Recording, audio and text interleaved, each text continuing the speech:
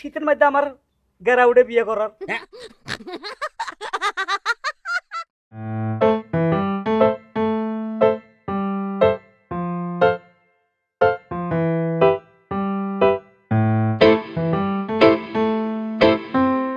আল্লাহু আল্লাহ।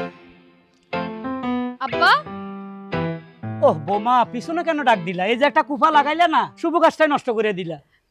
আব্বা বুঝি না, প্রত্যেকদিন বেইনাকালে ঘুম থেকে উঠতে সাজুগুজু করিয়া পারফিউম টারফিউম মারিয়া একেবারে জাকজমকপূর্ণ সাজসজ্জা দিয়া কমে যান। আসলে মেয়ে দেখতেন যাই। কার লেগে মেয়ে দেখতে যান? আমের পোলা তো একটা, পোলারে তো বিয়ে দিয়েছেন, এখন আবার দ্বিতীয় বিয়ে করাইতেছেন। আরে না, কি যে কও, আমার পোলা তোমার বিয়ে করছে, তোমার মতো একটা লক্ষ্মী বোমা, হ্যাঁ দ্বিতীয় বিয়ে কেন করামো? ঘটনা আমার ব্যাপারটা একটু চিন্তা করবা না? তোমার শাশুড়ি মারা গেছে আজ 10টা বছর হইলো, আমি যে একলা থাকি তোমার কি একটু মনে পড়ে না? আব্বা আপনি কি কোনোভাবে মোকে আপনার নিজের বিয়ের ইঙ্গিত দিতে আছেন? হ্যাঁ আসলে বোমা, প্রত্যেক দিন তো যাই, আসলে বউ দেখবে লাই, আজকে তোমার সত্য কথাটা বলি, আসলে আমার জন্য মেয়ে দেখতে যাই, যদি পছন্দ হয় বিয়ে করে ফেলামো। তুমি এক কাজ করো, আজকে তোমার শাশুড়ি নিয়ে আসবো বিয়ে করে। আব্বা কি কইতেছেন আম্মা? এইসব এই শেষ বয়সে আইয়া আপনি একটা বিবাহ করবেন? আমরা তো অলরেডি এক পা কবরে, আর এক পা যাইতে বেশি দিন দেরি নাই, আমি এখন বিয়ে করে কি করবেন? কি কুফা কথা কও, কি এর কবরে টবরে কও? আমার বয়স মাত্র 62 বছর, মানুষ 150-200 বছর বাঁচে। দোয়া করো আমি যেন আরো 100 বছর বাঁচি। তুমি ঘর সাজাও, রেডি করো, আমি তোমার শাশুড়ি নিয়ে আইতেছি। বাসর ঘরটা সাজাও, ঠিক আছে? আমি তোমার শাশুড়িকে নিয়ে আসতেছি। মহান আল্লাহ, 62 বছর বয়সে ভাব দেখায় 16 বছরের যুবক। না না, এই তো সারের সর্বনেশী কাণ্ড, মোর স্বামীরে বলতেই হইবে। সাক্কা মনে মাটির মধ্যে গাড়ি গেছে। হাঙ্গা জীবন জেনারেটর টাইনে টাইনেই তোমার জীবনটা টানা টানা হয়ে যাইবে। কে কি আমি তো এই কামই তো করি পুরো বছর। হ্যাঁ পুরো বছর এই কামই তো করা লাগবে। সয় সম্পত্তি অন্যর একজন ভাগ করে লই যাবে, হেকালে এককালে ভালো হইবে। যাক লই যাক। কি আঙ্গ সম্পত্তি জায়গা সম্পত্তি সব লই যাবো কেগা? কারা তোমার সাবাস?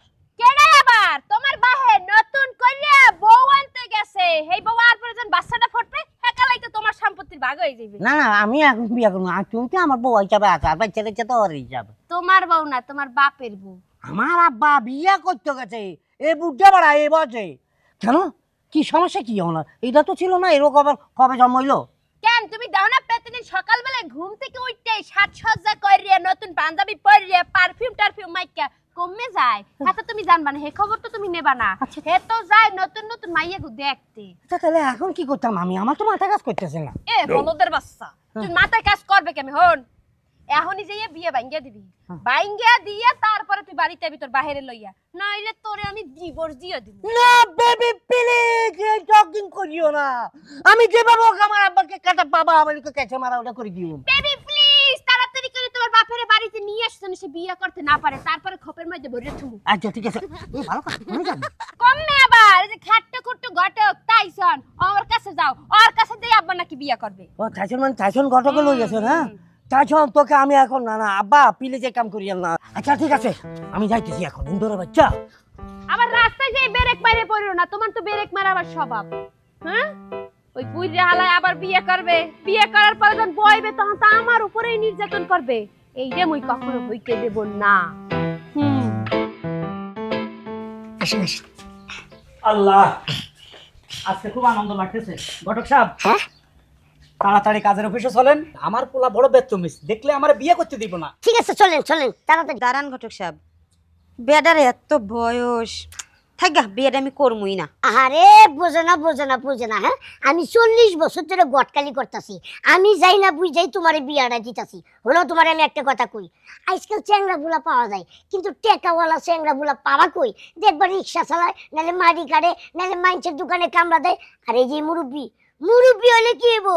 মালদার আছে মালদার, টেকাই টেকা।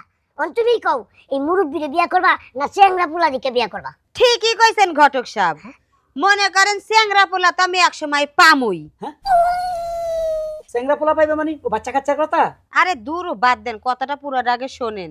বিষয়টা হইতেছে এই সোনার ডিম পাড়া হাঁস যদি একবার ক্যাত করে মইরা যায়, আমি তো টাকা পয়সার মালিক হয়ে যাবো। ওই টাকা পয়সা দিয়া শাকিব খানের মতো হিরোর মতো চেহারা দেখে একটা পোলা বিয়ে করবো। তাইলে এখন চলেন কাজে অফিসে যাই, বুইরারে বিয়ে করি, সংসারটা শুরু করে দেই। একটা কথা বলি, এত সকাল আমার মরণ কামনা করবো না, কারণ আমি আরো 80-90 বছর বাঁচতে চাই। আরে না, ওটা কথার কথা কইছে। আচ্ছা ঠিক আছে। আরে এত কথা বাদ দিয়ে চলো আগে কাজী অফিসে যাই। চলেন। খারাপ ওরে বাবা রে, ও বাবা। আবার তুমি এখানে কেন? এখানে কিল্লাই ও ঘটনা হলো এই মেয়েটার স্বামী মারা গেছে, আজকে 40 খাবায় খাইতে আইছি। হ্যাঁ, মিছা কথা কনকে। আমার স্বামী কবে মারা গেল? তাছাড়া আমার তো বিয়ে হয় নাই। আপনি তো আইছেন এখন আমারে বিয়ে করতে। কি আব্বা চাবি যাবে কেন? আমি সব দেখছি আপনার ব্যাপারটা। আপনার হুতের বউ আমাকে পুরো ভাঙ্গি বলছে আপনার নাকি বিয়ে করা হয়। ওই যে টাইসন ঘটনা আপনি হাতে লইয়া না আইছেন আপনি বিয়ে করবেন। আমি জানি না মনে করছেন, সব জানি সব। আপনারা আমরা কি দেন? সুখ দেন, শান্তি দেন, আপনার খাবার দাবার, আপনার দেখভাল সবকিছু আমরা করি না। হ্যাঁ, আপনার রাইতে ঘুমাইতে না, আমি মাথা টিভি দেন। আপনার এত কিছু রাখি কিনলে আপনি বিয়ে করতে এসেছেন আব্বা। ঠিক আছে, তুই মাসে 10 মাস আর কাছে আশেপাশে থাকস, কিন্তু শীতের 2 মাস তোরা কেউ আইস না। আমি একলা হতি তাই এই শীতের মধ্যে আমার গেরা উঠে বিয়ে করার।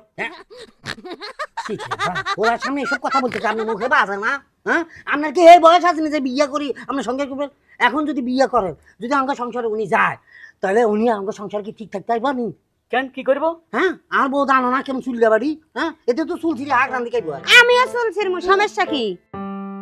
এখন বোঝেন আপনি কি বিয়ে করবেন নি? হাতের ব্যবহার প্রথমেই বুঝে ফেলছি আব্বা। এই ঘটকের বাচ্চা, আমি তার বিয়ে করুম, তুই তার কোলে উঠে বসে রয়েছিস কা? ঘটনা কি? আব্বা আমরা বিয়ে করি না, আমরা চলো না লাগে এটা বলি যান। এই সংসারের একটা প্রদীপ জ্বালানো বাড়তি নাই। তুই কস আমি ভুলে যাইতাম? তুই বিয়ে করছিস আজকে 7 বছর, এটা বাচ্চা কাচ্চা নাই, কোনো রিস্ক নিতে আরস না। আমি চেষ্টা করছি যে তোর বাপ হিসাবে আমি বিয়ে করে একটা রিস্ক নিই। প্লিজ আব্বা এই রিক্স আপনি লইয়েন না।